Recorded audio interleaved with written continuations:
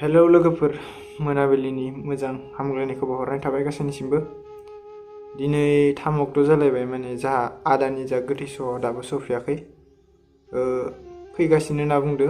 फैनायाव दा दहाय कल हरनायमोन आरोना, उरिष्या मोनबाय होनना बुंदोंमोन। गाबोन सफैगोन होनना बुंदों आरो मा समाव सफैयो। जा आदाखौ लाबोनायाव माने 2,50,000 खरसा जादों होनना बुंदों आरोना।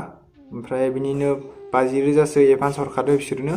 दा आदाखौ एम्बुलेन्सआव लाबोगासिनो। गाबोन सफैगोन होनना बुंदों आरोना। ओमफ्राय सफैनाय लोगो लोगो न'आव लाबोग्रोआ डाइरेक्ट मुसलपुराव लांगोन होनना बुंदों आरोना। माने पस्टमर्टम खालामग्रोगोन होनना बुंदों। माने पस्टमर्टम खालामबासो मिथिगोन ना मानि थाखाय जादों, माने अबथिरा माबायदि बेबायदि जानानै माने बेबायदि जाथाया जाखो माने।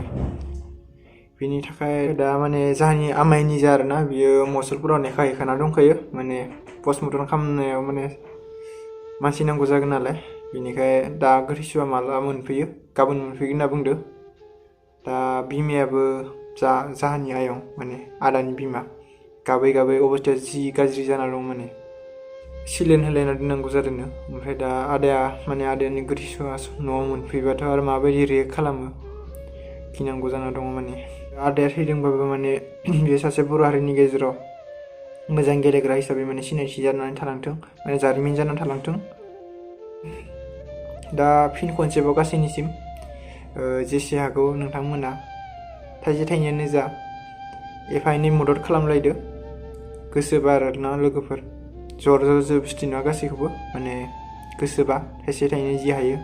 आङो भिडिअनि डिसक्रिपसनाव जा आदानि बिफानि माने एकाउन्ट होना दोनगोन, नोंथांमोना जि हायो थाइसे थाइनै